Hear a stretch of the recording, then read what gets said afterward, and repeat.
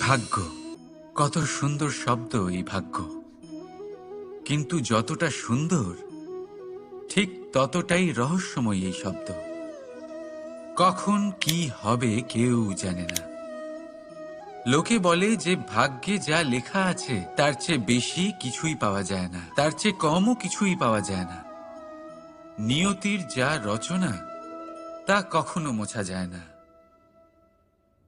কিন্তু কেউ এইটা বোঝে না যে নিয়তি আপনার কর্মের দ্বারা বদলায়। যদি আপনি শুভ চিন্তা করেন, শুভ কর্ম করেন, তাহলে নিয়তি আপনার সাথে খারাপ কিছু হতেই দেবে না। কখনো আকাশে পাখিদের দেখুন, তারা কখনো ভাগ্যের উপর নির্ভরশীল হয় না। যতই ঝড় আসুক, যতই তীব্র হাওয়া দিক, ঘুরতে থাকে, একটা জিনিস জড়ো করে নিজের সৌভাগ্য, নিজের বাসা নিজেই তৈরি করে। নিজের সন্তানের জন্ম দেয়, তাকে লালন পালন করে, নিজেই তাকে উড়তে শেখায়, কখনোই ভাগ্যের উপরে নির্ভরশীল হয় না সে। এই বিষয়টা আমাদেরও শিখতে হবে। তাই মনে রাখবেন, আপনার ভাগ্য নিয়তির লিখন নয়। আপনার ভাগ্য তাই যেটা আপনি দিনের পর দিন আপনি নিজেই লেখেন।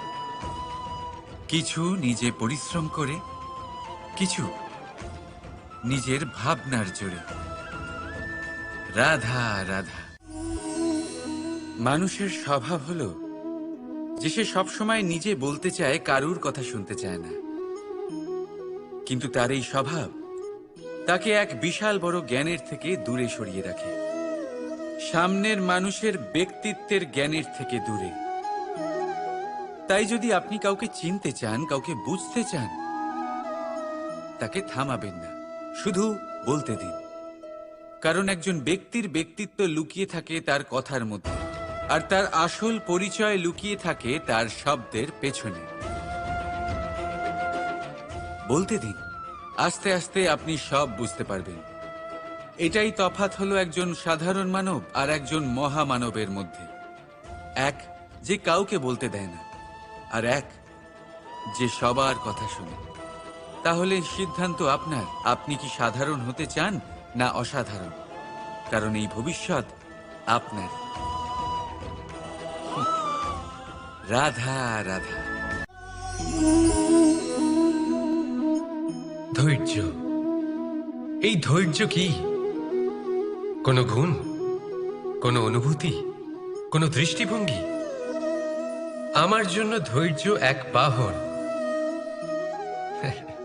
আপনি হয়তো ভাবছেন, এই কেমন বাহন? বাহন তো ঘোড়া হতে পারে, হাতি হতে পারে, উটও হতে পারে, কিন্তু ধৈর্যকে বাহন বানানো মানে? চলুন আপনাকে একটা কথা বোঝাই। পৃথিবীতে এমন কোনো বাহন নেই যে তার আরোহীকে আছড়ে ফেলেনি। সেটা উট হোক বা হাতি হোক বা ঘোড়া হোক, চলতে চলতে কখনো নড়বড় করেই বসে। তারপর সেই আরোহী পড়ে কারোর পায়, তারপর পড়ে তার নিজের নজরে। কিন্তু ধৈর্যরূপী বাহন কখনো কাউকে ফেলে না, কখনো না। না সেই আরোহী কারোর পায়ে পড়ে, আর না তো নিজের নজরে। কারণ ধৈর্য আপনাকে বিবেক প্রদান করে, বিবেক আপনাকে পরিকল্পনায় সাহায্য করে, আর পরিকল্পনা প্রদান করে আপনাকে শক্তি, আপনার লক্ষ্যের দিকে অগ্রসর হওয়ার। বুঝলেন? ধৈর্যকে সঙ্গে রাখুন, নিজেকে আরো ধৈর্যশীল করে তুলুন। এই ধৈর্যের সাহায্যে আরোহণ করে দেখুন কিভাবে এই বাহন আপনাকে আপনার গন্তব্যে পৌঁছে দেবে। রাধা রাধা।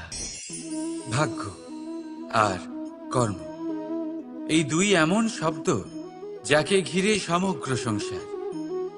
কেউ বলে আমার ভাগ্যে এটা ছিল না, যা পেলে আমার জীবন অন্যরকম হতো। কেউ বলে আমার গত জন্মের কর্ম নিশ্চয়ই এমন ছিল, যে কারণে এই জন্মে এরকম ভাগ্য পেয়েছি আমি। এই সব বাদ দিন আর একবার শান্ত চিত্তে ভাবুন। আপনি বুঝতে পারবেন যে ভাগ্য আর কর্ম এই দুই এই জন্মের। তফাৎ শুধুমাত্র এটাই যে যদি ভাগ্যের কথা বলা হয় তাহলে আপনি রাধা রাধা। এই সংসারে আলোর উৎস কি? সূর্য। এই সংসারে মিষ্টি জলের উৎস কি? নদী।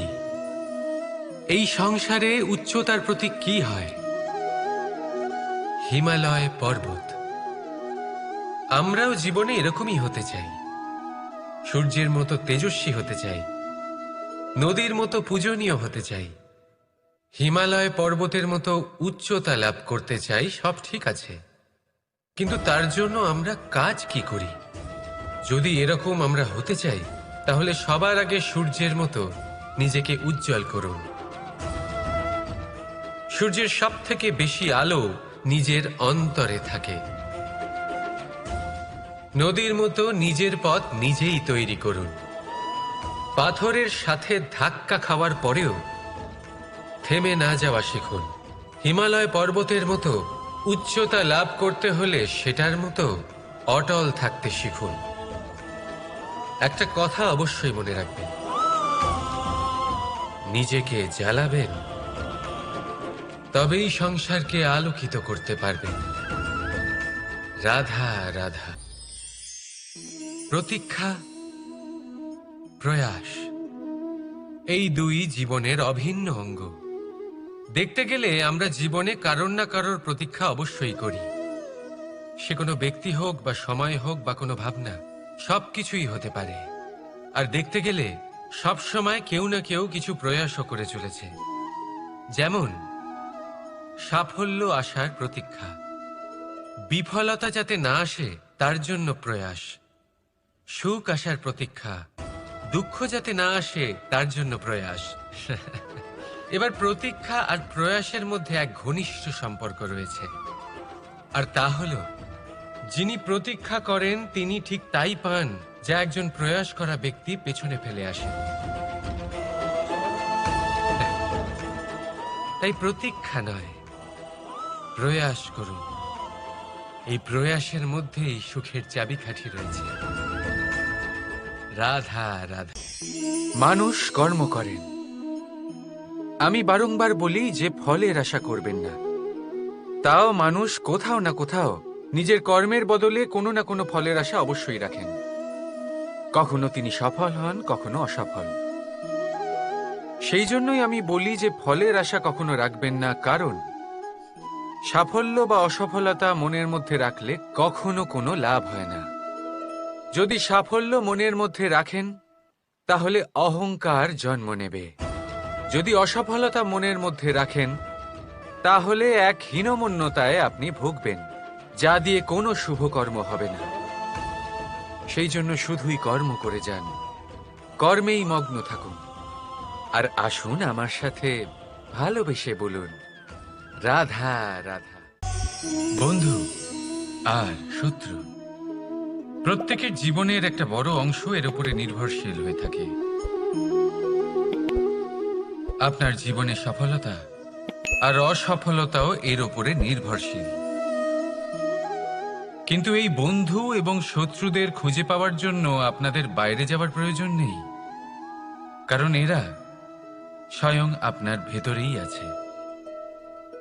আপনি যদি বিনম্র থাকেন, যদি আপনি নিরন্তর প্রয়াস করতে পারেন, তাহলে আপনার কোনো বন্ধুর প্রয়োজন নেই। যদি আপনার মধ্যে অহংকার থাকে, যদি প্রতি কথায় আপনার মধ্যে ক্রোধ উৎপন্ন হয়, তাহলে আপনার শত্রুর কোনো প্রয়োজনই নেই। নিজের অন্তরের এই বন্ধু ও শত্রুকে চিনুন, আর আমার সাথে ভালোবেসে বলুন, রাধা রাধা। একে চিনতে পারলেন? একে কুঠার বলা হয়।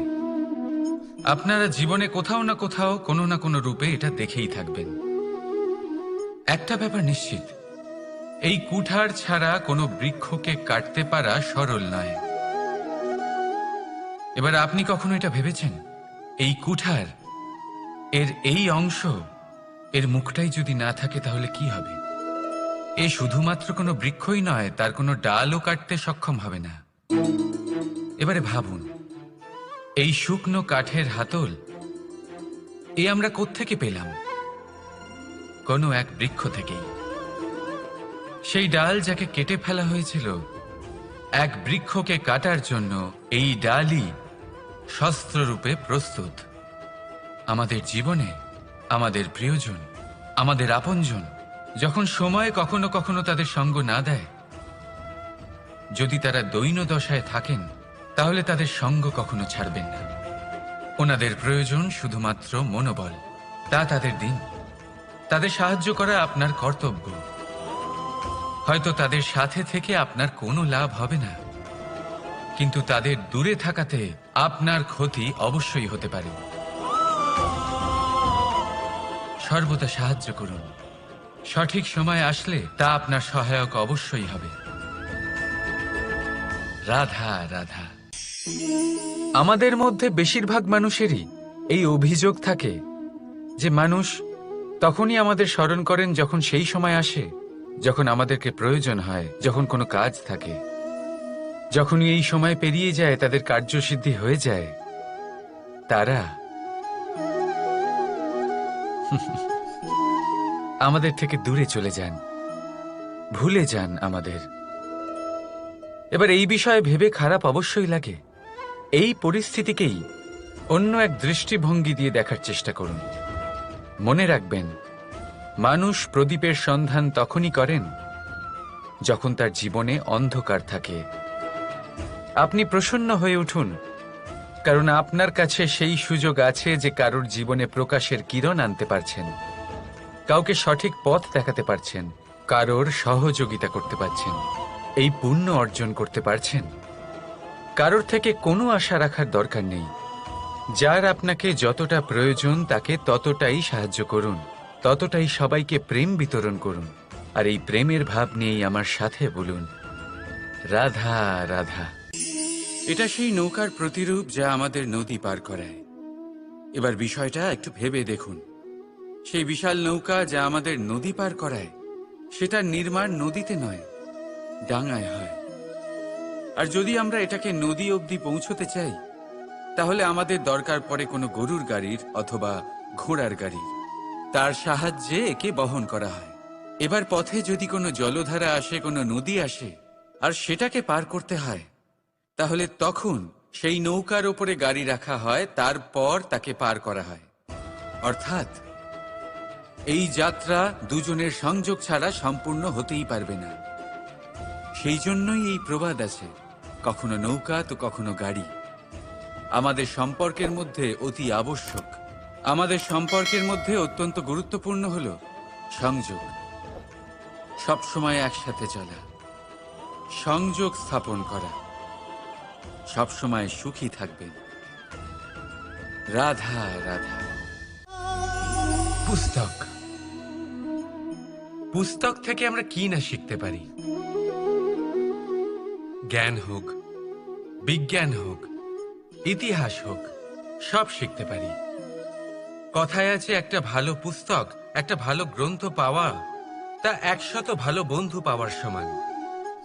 কিন্তু যদি একটা ভালো বন্ধু পাওয়া যায়, তাহলে তা গোটা গ্রন্থাগারের সমতুল্য। সে আপনাকে কর্মের বিষয়ে জ্ঞান দেয়, সাফল্যের রসায়ন শিক্ষা দেয়। সে আপনাকে ইতিহাসে অমর করে রাখবে। শুধু তাই নয়, সে আপনাকে শুধু পথই দেখাবে না, সেই পথে আপনার সাথে সঙ্গী হয়ে চলবে সে। সেই জন্য জীবনে যদি কোনো ভালো বন্ধুকে পাশে পান, তাহলে তাকে আপন করে রাখবেন, তাকে সামলে রাখবেন। জীবন সহজ হয়ে যাবে। রাধা রাধা। বর্ষা ঋতু শুরু হলেই পাখিদের মধ্যে চাঞ্চল্য বেড়ে যায়। আর সেটা হবে নাই বা কেন? বাসা ভেঙে যায়, বৃক্ষ ভেঙে পড়ে। প্রত্যেক পাখি তার থাকার জন্য একটা নতুন জায়গার, একটা ছায়ার, একটা ছাদের খোঁজে থাকে। শুধু একটা পাখি এসব কিছুই করে না। না তো তার এসব সমস্যা নিয়ে কোনো চিন্তা থাকে, না কোনো দরকার পড়ে। আর সেই পাখি হলো বাজ। সেই সব সমস্ত ছোটখাটো সমস্যার থেকে অনেক দূরে ওপরে উড়ে বেড়ায়, মেঘের থেকেও অনেক উঁচুতে। তাই এই সব ছোটখাটো সমস্যা যা আপনার জীবনে এসে থাকে, এই সব নিজের চারপাশকে ঘিরতে দেবেন না। নিজের চিন্তা ভাবনাকে অনেক উঁচুতে রাখুন। আপনার সমস্ত সমস্যা নিজে থেকেই নিচে চলে আসবে। রাধা রাধা। আপনি কখনো কোনো ইঁদুর দেখেছেন? তার সবসময় কিছু না কিছু চাই, ঠোকরাতে থাকে সারা দিন সারা রাত।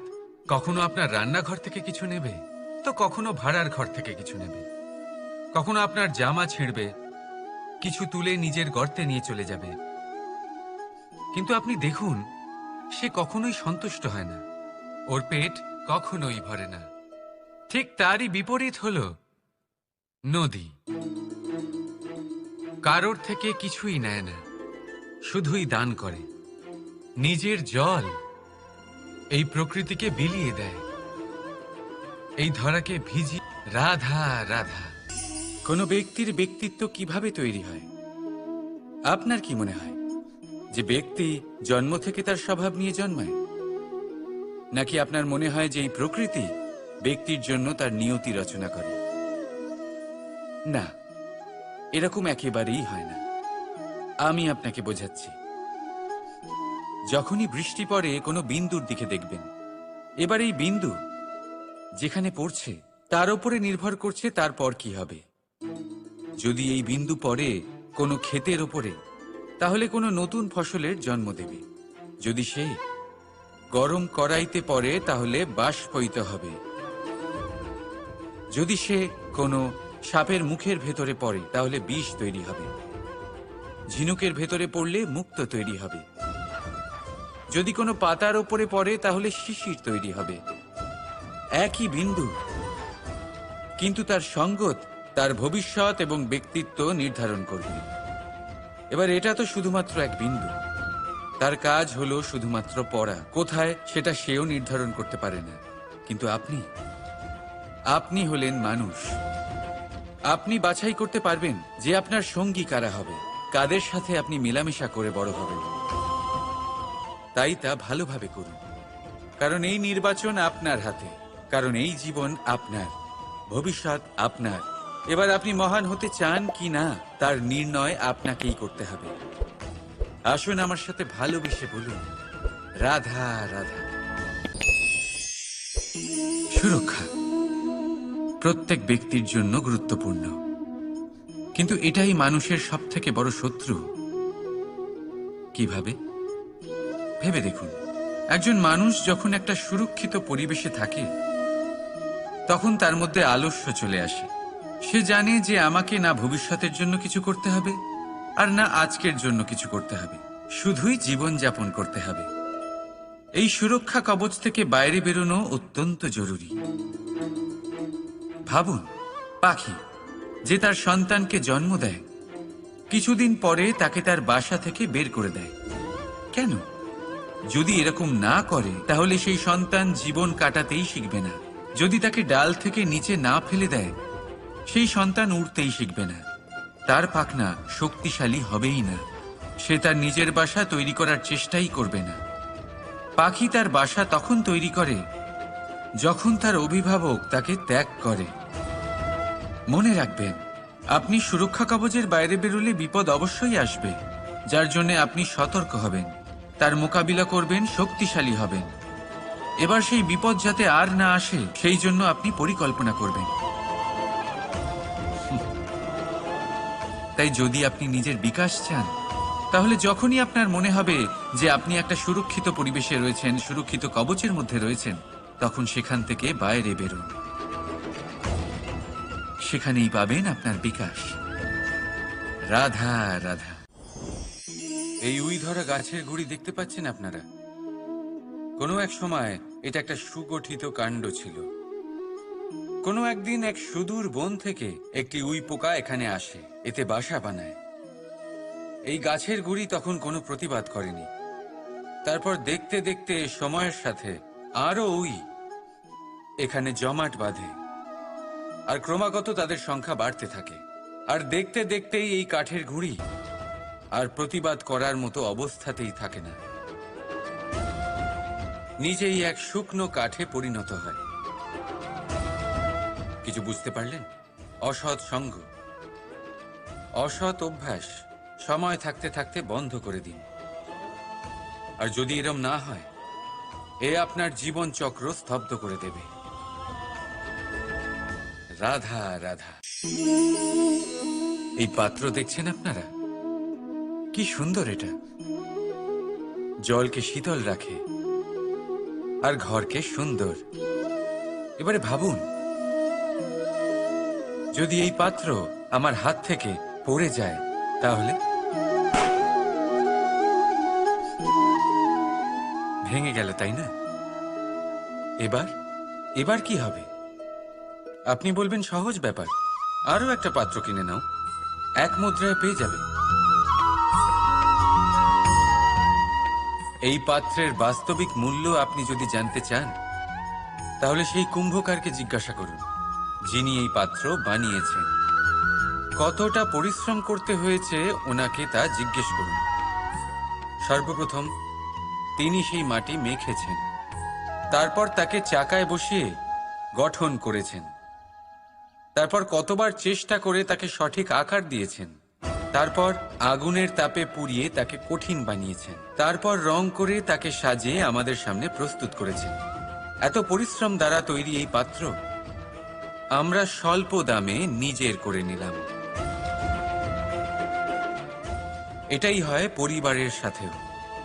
অনেক সময় মানুষ আবেগের বশে, স্বার্থের কারণে এই পরিবারকে ভেঙে ফেলে। কখনো ভেবেছেন সেই মাতা পিতার বিষয়, যারা সেই পরিবারকে গড়ে তুলেছেন, তাকে আগলে রেখেছেন, পালন পোষণ করেছেন? কখনো ভেবেছেন সেই বিষয়ে? ভবিষ্যতে যদি কখনো এরকম কোনো চিন্তাধারা মাথায় আসে, এমন কোনো ভাবনা আসে যার কারণে আপনি পরিবারকে ভাঙতে চলেছেন, নিজেকে আটকে নিন। নিজেকে মনে করান সেই মাতা পিতার বিষয়ে, ওনাদের পরিশ্রমের বিষয়, ওনাদের ধৈর্যের বিষয়, তাদের প্রেমের বিষয়। আপনার আশা আবেগ, আপনার স্বার্থসিদ্ধি, এই সব কিছু তার সামনে খুবই ছোট মনে হবে। রাধা রাধা।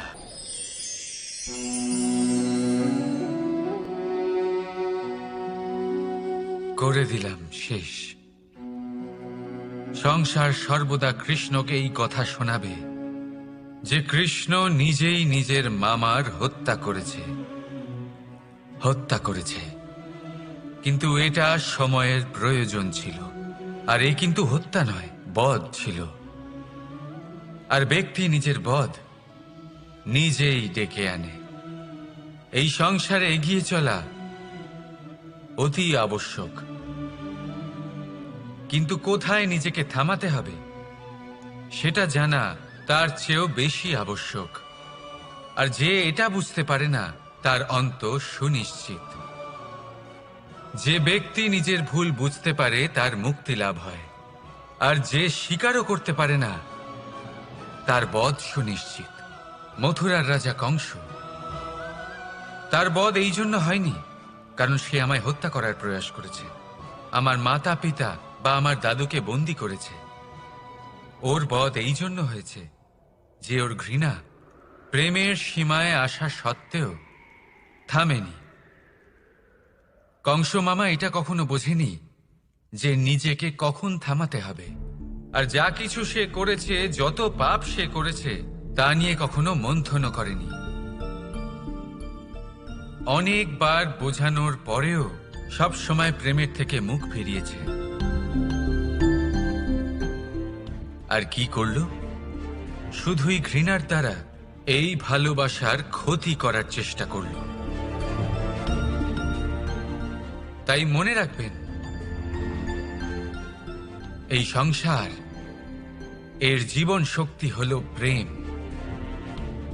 আর যে এই প্রেমের ক্ষতি করার চেষ্টা করবে, তার অন্ত, তার বধ সুনিশ্চিত। রাধা রাধা। সূর্যের তাপ এতটাই প্রখর হয়, তা সমস্ত বনস্পতিকে শুষ্ক করে দেয়। পুকুর হোক, নদী হোক, সরোবর হোক, সমস্ত শুষ্ক হয়ে যায়। কিন্তু আপনি কখনো শুনেছেন সূর্যের তাপে সমুদ্র শুকিয়ে গেছে? এমন কখনোই হয় না। আর এর পিছনেই লুকিয়ে রয়েছে এক অমূল্য জীবনের শিক্ষা। সমুদ্রের মতো নিজেকে ধৈর্যশীল করে তুললে, নিজেকে সংযমী করে তুললে, সূর্যের তাপ আপনার কোনো ক্ষতি করতে পারবে না। আপনার অন্তর থেকে সেই তাপ বাষ্পায়িত হয়ে মেঘ তৈরি হয়ে সূর্যকে ঢেকে দেবে, আর তারপর হবে শুধু সাফল্যের বৃষ্টি। তাহলে আসুন আর আমার সাথে ধৈর্যের সাথে বলুন, রাধা রাধা। মানুষ অসুস্থ কেন হন? শারীরিক দুর্বলতার কারণে? না, মানুষ অসুস্থ হন তার মানসিকতার কারণে, তার বিবেকের কারণে, তার কর্মের কারণে, তার ক্রোধের কারণে। আর যখন কেউ সুস্থ হন, ঠিক হয়ে যান, তার মানে এটা নয় যে শুধু ওষুধের জন্য তিনি সুস্থ হয়েছেন। না, এটা কারোর তার প্রতি প্রেমের প্রভাব, বিশ্বাসের প্রভাব, সম্বলের প্রভাব। শুধুমাত্র ওষুধ দিয়ে কিছুই হয় না। যদি মনে প্রেম থাকে, বিবেক থাকে, বিশ্বাস থাকে, সম্বল থাকে, তবেই সেই ওষুধ কাজ করতে পারে। তাই মনে রাখবেন, এই জীবন হলো অত্যন্ত ছোট। মনে প্রেম ভাব রাখুন, মিত্রতা করুন, শত্রুতা নয়। ভালোবাসুন, বিদ্বেষ নয়। আর এই ভালোবাসার সাথেই বলুন, রাধা রাধা। মানুষ জীবনে সব সময় চিন্তা করে, ভাবতে থাকে যে তার জীবনে কতই না সমস্যা। তারপরে নিজের আশেপাশে দেখে আর ভাবে যে সবাই কত প্রসন্ন, শুধু আমার জীবনেই সমস্যা আছে। কিন্তু বিষয়টা তা নয়। শুধু প্রত্যেক ব্যক্তিরই নয়, প্রত্যেক প্রাণীরও জীবনে সমস্যা আছে। এবার মানুষ একটা পাখিকে দেখে এটাই ভাবে যে এদের জীবন কতটা সহজ। কোনো দেশেরই সীমারেখা এদের ওপর লাগু হয় না। কোথায় থাকবে সেই নিয়েও কোনো ভাবনা নেই। কত শান্তির জীবন এদের। তারপর সে একটা পিঁপড়েকে দেখে আর এটা ভাবে, কি অসাধারণ, এদের তো সারা জীবনই মাটির উপরেই অতিবাহিত হয়, খাবারটাও মাটিতেই পেয়ে যায়। কি শান্তির জীবন এদের।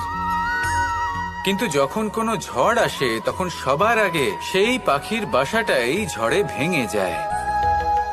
এই পাখি যে শাখাতেই গিয়ে বসে পড়ুক, তাদের উপর সবসময় সংকট থাকে যে ওপর থেকে কোনো বড় পাখি এসে তাদের উপর প্রহার না করে, তারা নিজেদের প্রাণ না হারায়। আর যদি কথা বলি পিঁপড়েকে নিয়ে, এদের উপর সবসময় সংকট থাকে যে কোনোভাবে বাতাস বা জল এদের ভাসিয়ে না নিয়ে যায়, কোনো প্রাণী ওকে পা দিয়ে পিষে না দেয়, এই পিঁপড়ে পিষ্ট হয়ে না মারা যায়। দেখুন, সমস্যা প্রত্যেকের জীবনে রয়েছে, আর এই সমস্যা আসতেই থাকবে। এর অর্থ এটা নয় যে এই সমস্যার সম্মুখীনই হওয়া যায় না, এর সমাধানও সম্ভব নয়। প্রত্যেক সমস্যার সমাধান অবশ্যই আছে, শুধু শান্ত মনে সেটা খুঁজে বের করতে হবে। তাহলে সেটাই করুন, প্রত্যেক সমস্যার সমাধান করতে থাকুন। যত সমাধান করবেন, জীবন আনন্দময় হয়ে উঠবে।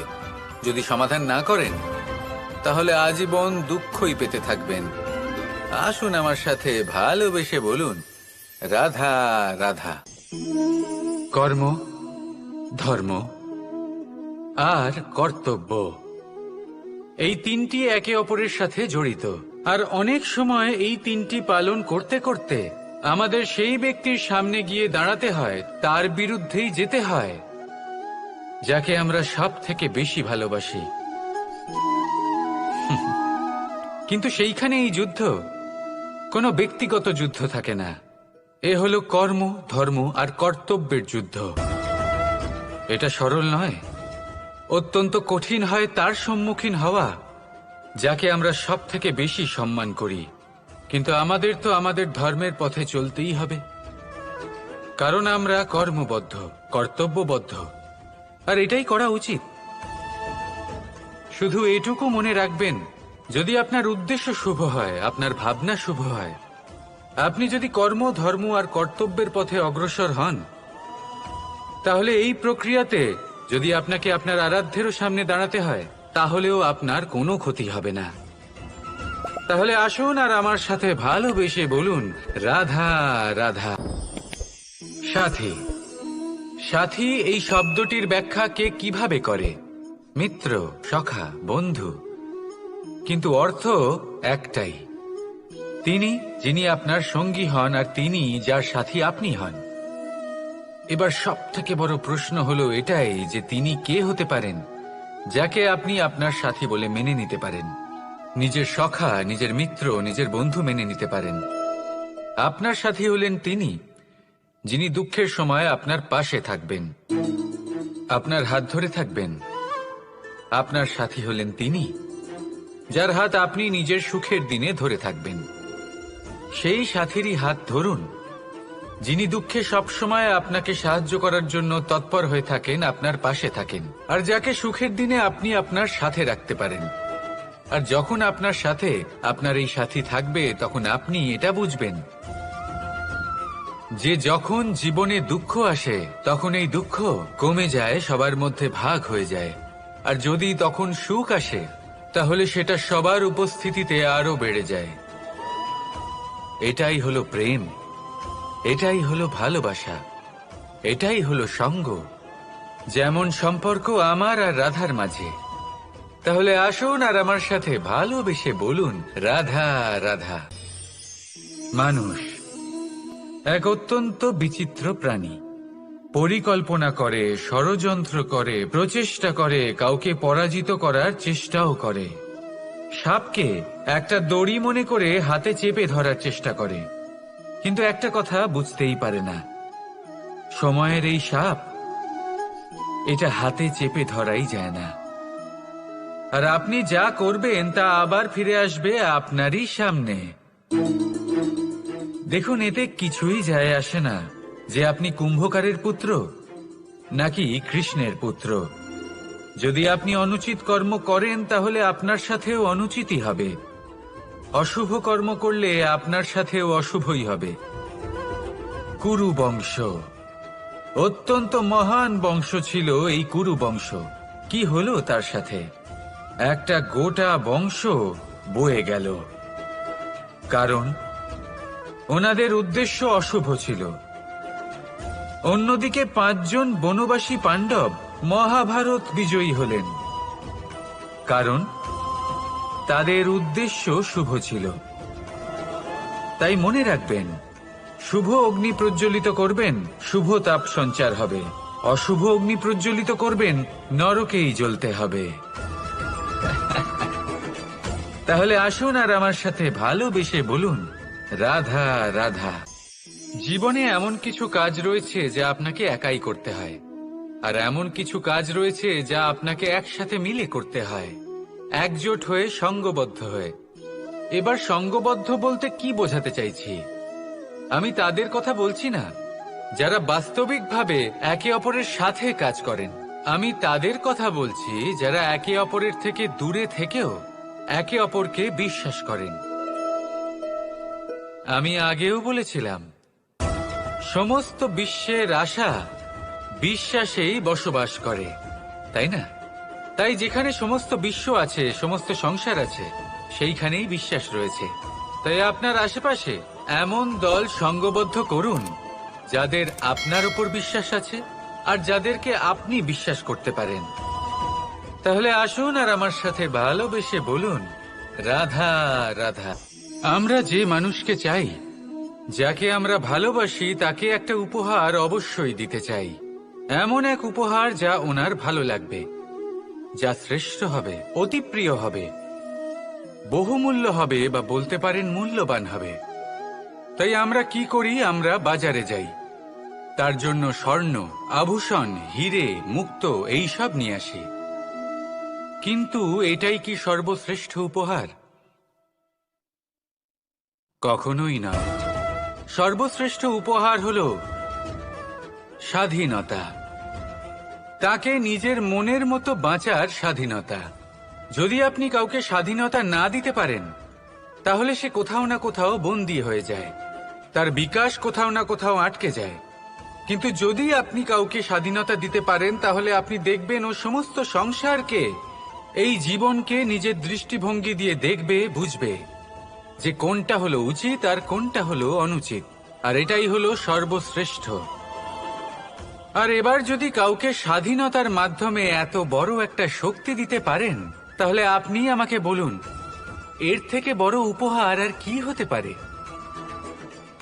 আসুন আর আমার সাথে ভালোবেসে বলুন, রাধা রাধা।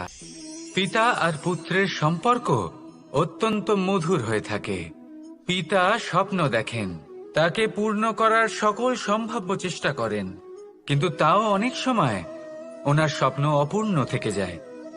তখন পিতা ভাবেন যে স্বপ্ন উনি পূর্ণ করতে পারেননি, ওনার সন্তান তা অবশ্যই পূরণ করবে। যে স্থানে উনি কখনো পৌঁছতে পারেননি, সেই স্থানে ওনার পুত্র অবশ্যই পৌঁছবে। পিতা নিজের সন্তানের ভবিষ্যৎ নিয়ে সেই স্বপ্ন দেখেন, আর যখন সেই সন্তান সামনে এগোতে থাকে তখন তার দুঃখ হয় না, বরং গর্ব হয়। ওনার ভালো লাগে এটা দেখে যে ওনার সন্তান অনেক উন্নতি করছে। কিন্তু যখন সন্তান নিজের অভিভাবকের শক্তি দেখে, তার যশ দেখে হিংসা করতে থাকে, সমস্যা সেইখানেই শুরু হয়। সেই জন্য সকল সন্তানকে এটা মনে রাখতে হবে, দেখুন, পুত্র হবার সুবাদে, এক সন্তান হবার সুবাদে এটা হলো আপনার অধিকার যে আপনি আপনার পিতার থেকে বেশি উন্নতি করবেন। আপনার পিতাও এটাই চান, কিন্তু সুস্থভাবে এটা করুন।